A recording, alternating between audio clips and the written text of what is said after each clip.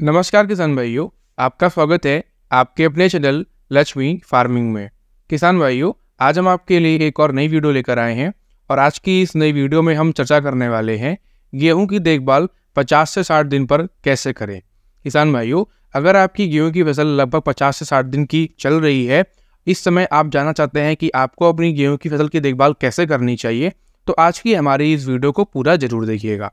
आज इस वीडियो में हम बात करने वाले हैं कि आपको इस समय पर अपनी गेहूं की फसल में कौन सी खाद को डालना चाहिए, कितनी मात्रा में डालना चाहिए और कैसे डालना चाहिए, जिससे आपके गेहूं के पौधे का विकास काफ़ी तेजी से हो, कल्लों का फुटाव भी अच्छा हो, साथ ही साथ पौधे की बढ़वार हो, पत्तियों में हरापन बना रहे।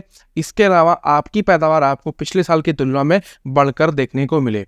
आज की इस वीडियो में हम आपको इसी के बारे में A to Z जानकारी देने वाले हैं। तो जो भी किसान भाई हमारे चैनल पर पहली बार आए हैं, वह सबसे पहले तो चैनल को सब्सक्राइब कर लें, वीडियो को लाइक कर दें और अपने किसान मित्रों के साथ शेयर कर दें।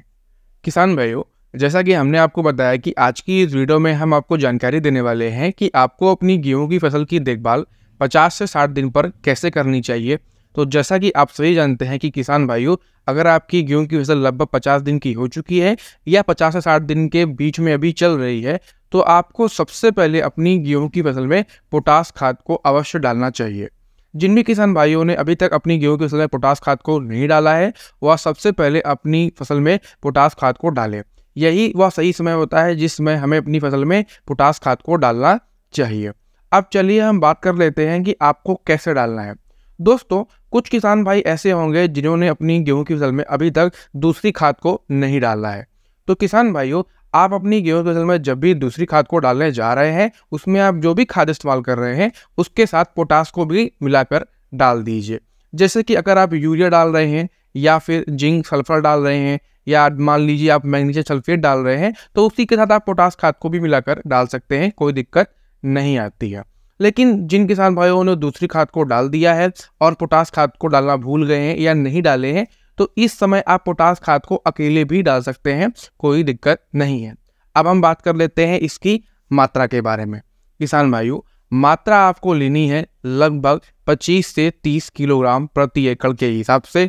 MOP potash, muriate of potash, किसी भी बढ़िया कंपनी की, जैसे कि IPL कंपनी की, महाधान कंपनी की, या फिर इसके अलावा आप ले सकते हैं इफ्को कंपनी की, और इसके अलावा किसान भाइयों अभिमन्यु कंपनी की भी आप ले सकते हैं।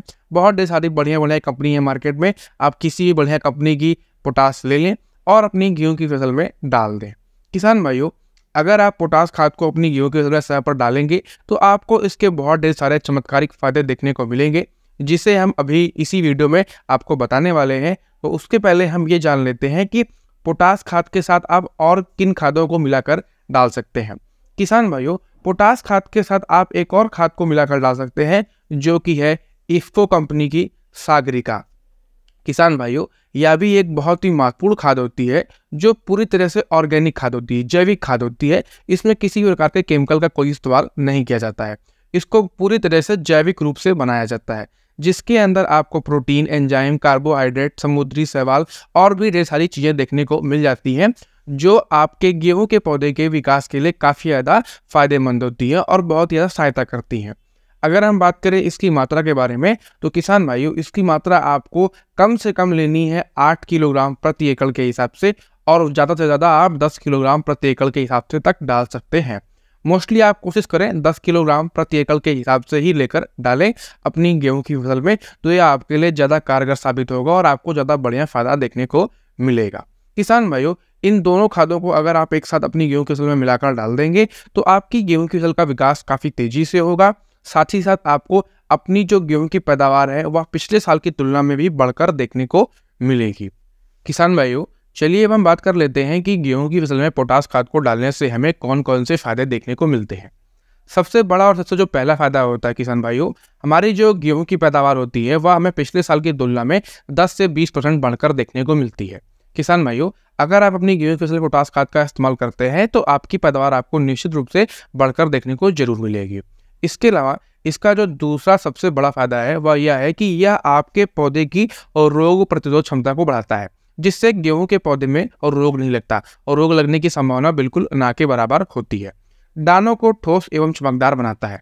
किसान भाइयों, अगर आपके गेहूं के जो दाने हैं वह एकदम सूखे हुए पतले होते हैं, पैदावार आपकी बेकार हो जाती है, तो अगर आप पोटास खाद को डालेंगे तो आपके दाने चमकदार, मोटे एवं ठोस होंगे, जिससे आपकी जो पैदावार है वह आपको पिछले साल की तुलना में बढ़कर देखने को मिलेगी। साथ ही साथ रोटियां खाने में काफ़ी स्वादिष्ट और अच्छी लगेंगी।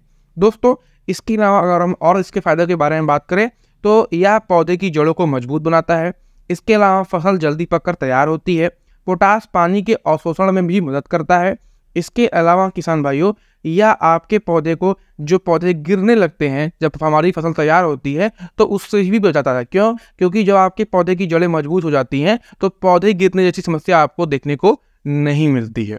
किसान भाइयों, यह रहे पोटास डालने के फायदे। किसान भाइयों, अब हम बात करेंगे कि हमें अपनी गेहूं की फसल में इफ्को सागरिका खाद का इस्तेमाल क्यों करना चाहिए और इससे हमें कौन कौन से फायदे देखने को मिलते हैं। दोस्तों, इफ्को सागरिका खाद एक जैविक खाद है, एक जैविक उर्वरक है, जिसमें किसी भी प्रकार के केमिकल का इस्तेमाल नहीं किया जाता है। इसे जैविक रूप से बनाया जाता है। सारी चीज़ें इसमें ऑर्गेनिक होती हैं। जैसे कि इफ्को सागरिका जो है, उसके अंदर आपको समुद्री शैवाल देखने को मिल जाते हैं, ह्यूमिक एसिड देखने को मिल जाता है, एंजाइम, प्रोटीन, कार्बोहाइड्रेट, विटामिन और तमाम चीज़ें देखने को मिल जाती हैं, जो आपके पौधे के लिए काफ़ी ज़्यादा आवश्यक होता है। सागरिका गेहूँ की फसल में वृद्धि और उपज बढ़ाने में मददगार साबित होता है। इसके और भी ढेर सारे फायदे होते हैं, जैसे कि सागरिका फसल की पैदावार को बढ़ाता है, पौधों को पोषक तत्व प्रदान करता है, पौधे की बढ़वार, जड़, तने, फल और फूल आदि में वृद्धि होती है। इसके अलावा फसल की शारीरिक दक्षता को भी बढ़ाता है।